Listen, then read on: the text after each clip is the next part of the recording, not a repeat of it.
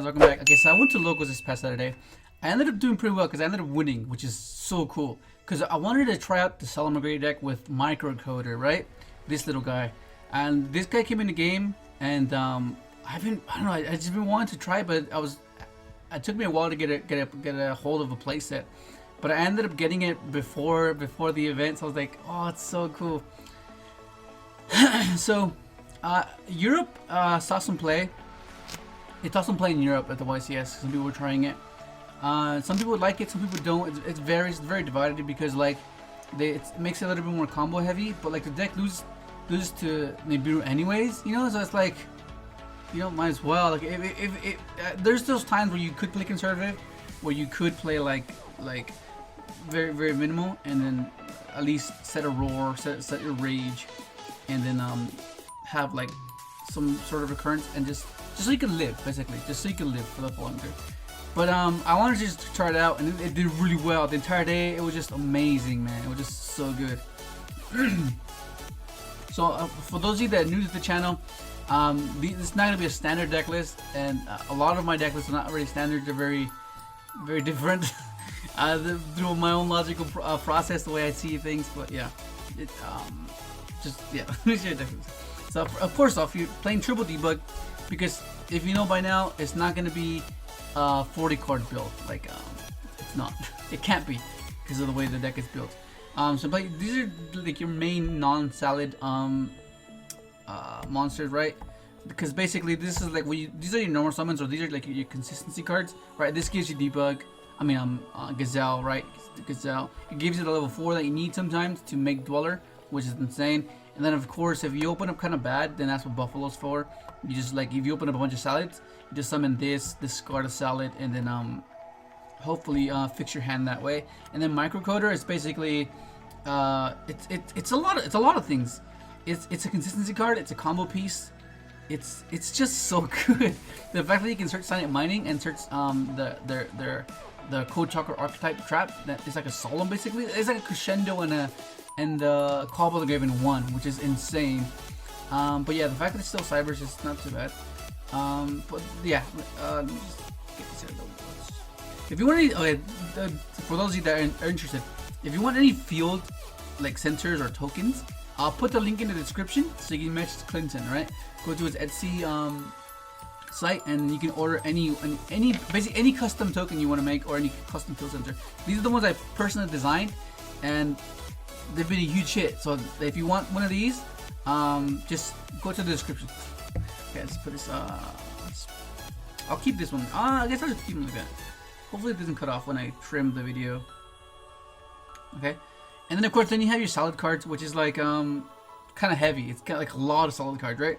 Because it's a 50 card build, right? And as I go, I'll try to make sense out of it.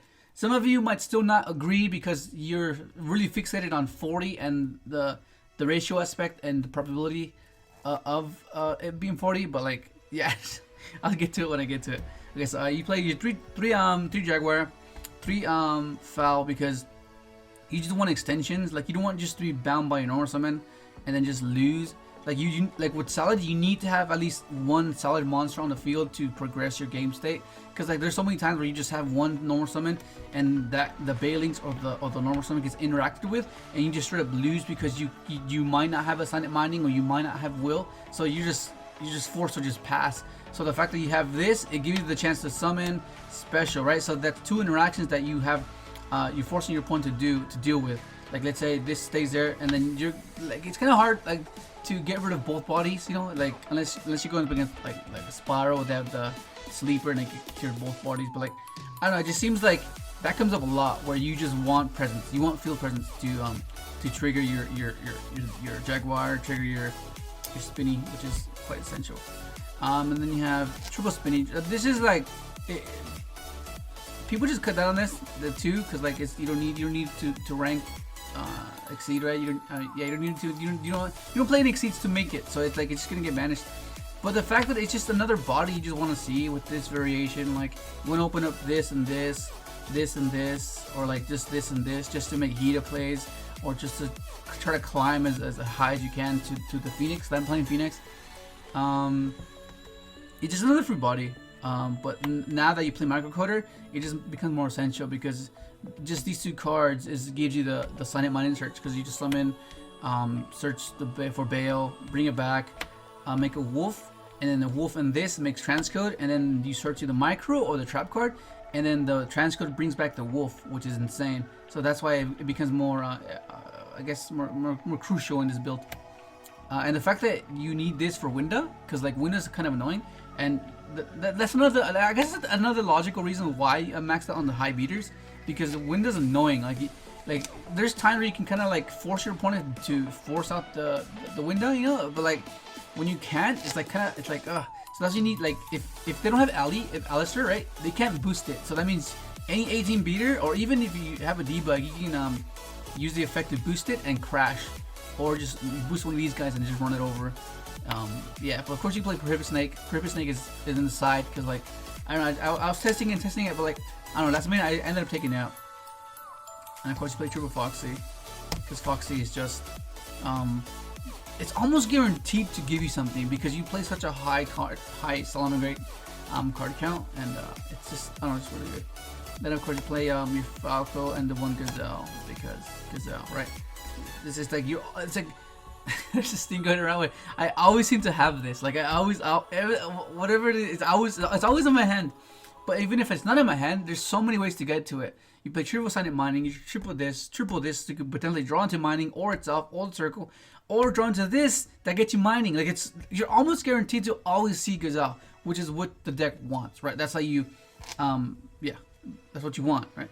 And you play. I decided to play Nibiru because the times you lose is when you're getting overwhelmed, like, right? So like there was times where you want to be conservative, and this allows you to be conservative, right? Let's say you want to just end with like a Bale and a set roar, right? And you don't want to commit and lose to Nibiru, so you play it safe and do that, and you have this as a contingency plan. So in case you get overwhelmed, you drop this, and then you save the roar for the following turn.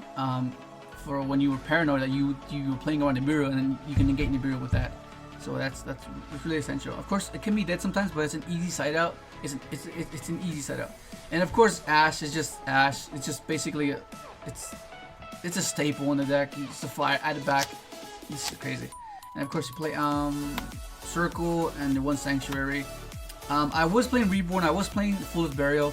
But I wanted to just be consistency where those are just one-of cards. They're impactful one-of cards, but I wanted to have consistency, like see actual solid cards that contribute to my goal, basically, right? And then you have Triple Desires, because Desires is just amazing in such a high card count.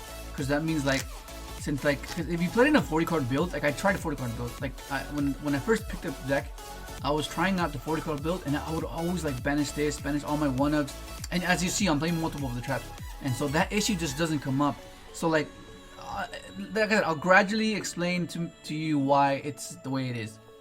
But like the fact that you can feel like no, like I guess it just doesn't feel like it's that impactful when you use Desires, as if you were to use it with the 40 card build, because you know you have multiple copies of a certain card or some particular card that you know, okay, I'm not gonna banish it. The one that's kind of hurtful is kind of the Gazelle, but it's a 50 card build, so the odds of you banishing this are really low. So it's like when you do, it's like but if you don't, then that's fine, because you have so many copies of this that can just keep summoning and establish this board presence alongside the fact that you play multiple of the traps. But yeah, so you play triple this, you play triple mining, because mining is just a consistent card. It basically lets you have an extender if you have Gazelle and like, or I mean any solid card.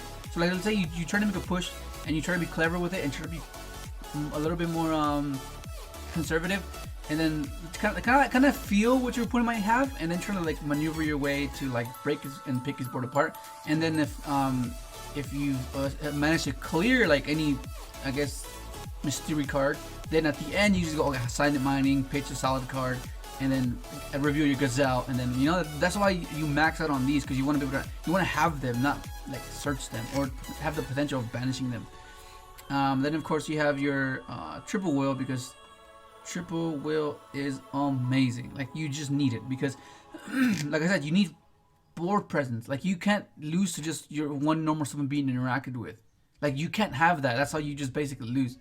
because like already if you have this and then interact with the debug, and you can't relink the debugs for some reason, then you're stuck with a Gazelle in hand. You can't really do much. So that's why you need this, and especially because it kind of like, since you play the decode build, it kind of gives you a secondary play, not just doing the relinked wolf, which is amazing because like you can like bring back this and link with the wolf and this, the transcode, right? Transcode gets you the trap, and the transcode brings back your wolf, and at least you have a non-targetable setup, 28-23 with the negate. You know, you're not left completely like defenseless, which is what I really like about it.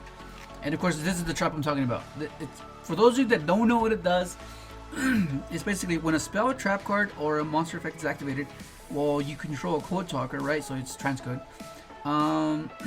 Negate the activation, and if you do, banish that card, and if you do, your opponent cannot activate cards or effects of cards with the same original name as that card that was banished until the end of the next turn. You can only use one of these per turn. That's huge. It's crescendo and a call for the grave. That's insane. Okay, you play that trap, and then you max out on the traps because it's a 50 card build. Like I said, you can't play a 40 card build and max out the traps because then it'll get too cloggy. So I guess the logic behind increasing the card count is so you can spread them out, right? And like put this in the middle of this, put that in the middle of this, you know, and just like spread it out. But the variance it gives you while playing a 50 card build is insane. But like if you're like really like OCD, like you just, it has to be 40. Like most of the Yu-Gi-Oh players are just, it's just the normal is you want to stay below 40 because that's just what standard is, and the paranoia of, oh, I don't want to draw like all this, and of course that's worst case scenario, like but you don't think that way. It's like when you play in Shadows, you're not thinking you're gonna draw all invocations, you're gonna draw all El Shadow fusions, you're not thinking like that. You're thinking about the variation that those cards do with other cards. That's how you know, that's how the basic thought process should be. And this is basically essentially the same thing. Yeah, you could potentially draw all this, right? And just like, but so does any other deck have that probability. But you don't think that way. You just think of what you can do and how it's meant to function when it's spread out and distributed as you're power shuffling or you're shuffling, right? And of course, you're playing triple impermanence. Impermanence, it's just impermanence. It doesn't get hit by Call by the Grave, which is the main issue and the main thing I like it. And it's good going first and second. It just stops the window as well. It just negates the window, negates a Dark Law, negates it just negates things that you get, like, even if you top deck it as your 6th card, it's really good. And yeah, I don't know. Some people cut it. Some people are preferring Chalice. Chalice is good too because it doesn't like. I guess there's some applications where Chalice is good because like let's say facing a Dweller, you can't chain this if you committed. You know, you can't do that. So that's the one thing that Chalice has over this. But like, I don't know. It seems like the fact that you can have like this and this and this to like hinder your opponent, so to prevent that scenario from happening, is I think is worth playing. But yeah, so that's the deck list. It's 50 cards. Just try it. Like, I know the initial thought when you see this 50 cards, 3 of this, 3 of this. I know, and believe me, I understand that perspective as well, because I used to be like 40. I would have like, it has to be, right? But with this particular deck, you can't play 40 and play like 3 of this or 3 of this, or you can't play like. Of course, it works. It works. You can play one of this, right? One of this. It works. If we've seen it, it was proven. But for this is my style, like my style of how I play the deck. That's just what I'm comfortable with, and that's what you want to do. You want to go to a tournament and feel comfortable with the deck you're playing, and not like have any second thoughts of, oh, this is the reason why I lost, you know, because like I copied this guy and it's not working like that guy said, you know. So it's like, So it's like, this is my perspective, my experience, like just how I enjoy and how my playstyle basically. But yeah, let's go to the extra deck because this is yeah.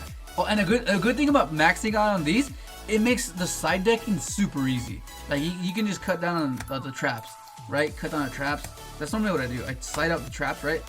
And depending on the matchup, Nibiru as well, and so on, and like take out a Foul, take out a Jaguar, take out a Micro, right? Like, it makes it very easy to side as well. It's super easy.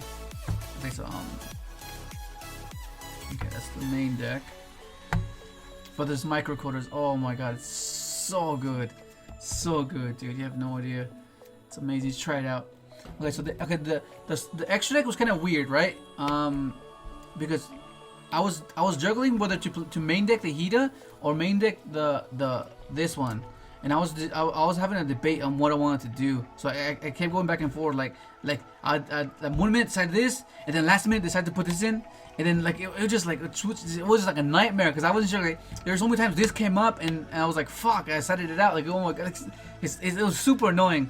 So that's something that one of the issues I was facing, like what to put in this or this. I don't know. But for now on the deck profile, I'll just put this like this. Okay, so the deck over here. Okay, so you're playing the Phoenix. This card is so freaking good. Oh my god, this is amazing. This solves a lot of the problems that you normally typically face. Because sometimes you have a board that you just can't clear, and you need a way to just nuke it, and this is what this does. Especially when you combo it with the Roaring Grave, because there's the game I was playing against Dom. He had Makaba, Boar Sword, and Purgatrio, and all I had was like I forgot what my hand was, and he had a negate for Makaba. So I tried to like maneuver my way and try to bait him to use it. But then he wasn't biting, so I was like, oh, I guess I have to force it then. So then I ended up chain block, which is why I like foul. I ended up chain blocking Gazelle. I went Gazelle, chain foul, and I sent the roar. And then I ended up getting enough resources to make this and relinking this. So I ended up relinking, so chilling 1, chilling 2 roar, and I nuked this board. That was amazing. It's so good. And then another thing that happens as well is it's possible for you to nuke their board and then do transcode OTK. That's huge. That's really huge. Then you have your triple Leo, triple Wolf. This is basically standard. You have like your standard, like what?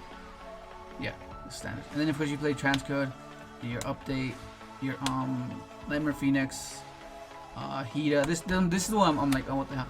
Dweller is just basically it's basically there.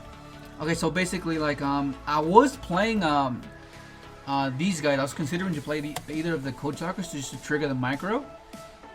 This was it seemed like there's some neat things you can do with it. You can extra link your opponent with this card, which is cool. All you need is like debug, a spinny, and any extender to be able to do the little U-link thing. But I don't know, it seemed like it was a bit much. Like I needed a little more versatility. That's why it was either this or Borload. And this one as well, like you just want to trigger the micro because there's times where you just have a body and micros like, I could just make this guy search mining, or like, you know, or just search the trap and just sit on this, like, you know. But I don't know, maybe I'll end up changing the deck and not play Power Phoenix and just add these guys just to have more consistency towards micro. But this worked fine. The only issue was this and the board load. I had to like, because he made a BLS link, and I had to like get a way to get resources, like a lot of turns.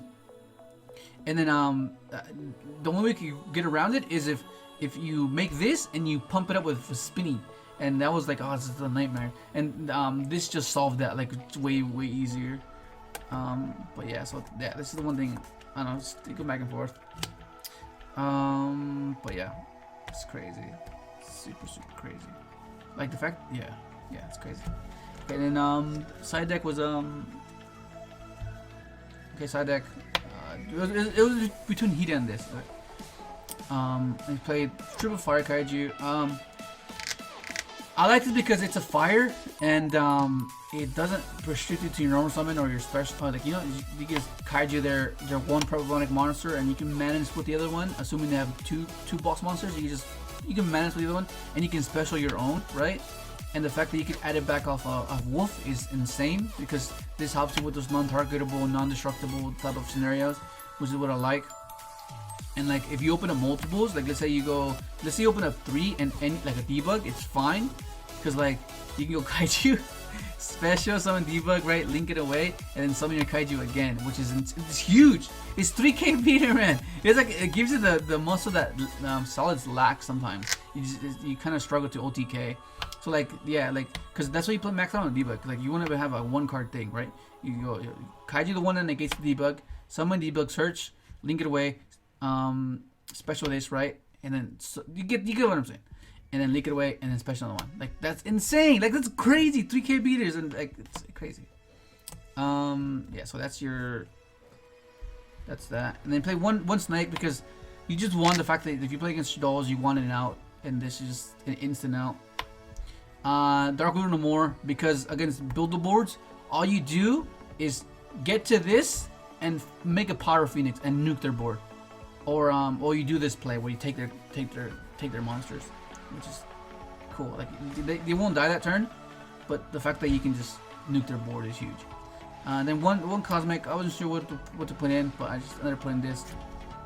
It's fine. And then 3 Ben, thank you for letting me borrow them. This is amazing in the finals. I ended up crashing a Bailing because I went Buffalo, and then I drew into this in circle. I was like, oh my god, that couldn't be any better. I crashed my Bailing to a sheep, and then I go end the battle phase, boom, cleared his. He had 3 back row and a sheep. And I was like, oh my god, that's so crazy. But yeah, that's the deck list. It was pretty good. Did pretty good. Ended up winning, which is exciting because like these past few weeks I was just experimenting with the build, so I wasn't doing too good because it was like just trying to figure out the deck. But now that I figured it out, it's just so good. Like it was so good. Like there's a few instances where it was eh. It was 5 rounds, and then it was top 8 cut. I know I played a mirror match, a doll, heroes. What else? What else did I play? I can't remember what I played. What else did I play? And then I played Invoke Shadow. Yeah, I think that was that. And then top 8 was, what was top 8? I know it was Muskets, and then the finals was Invoked, and there was one more. I can't remember who was the last one. Who was the last one? Can't remember. It was fun. Enjoyed it, and it was cool. Just give it a shot. Try it out, man. These macro quarters are not that expensive. I think they're like 15 bucks. I think if you can get them, They're so cool. But yeah, that's gonna be. Hopefully enjoy the video. And I have the regional later this month, and I'm gonna try to build and try to get Needle Fiber or Holic for Bricks, the Crystal Ninja Fiber. And I'm trying to make it. If I can get a hold of it and I find the deck that I like the build, I'll play a synchro for the regional and hopefully do good. And then I'll show you guys the deck because it'll be a week before April, and then we won't be bound. So that means it'll make the deck even better because it won't be bound by at least. Oh my god, it's so cool. Well, anyways, hopefully you enjoyed the video. Like, subscribe if you haven't, and thanks for watching.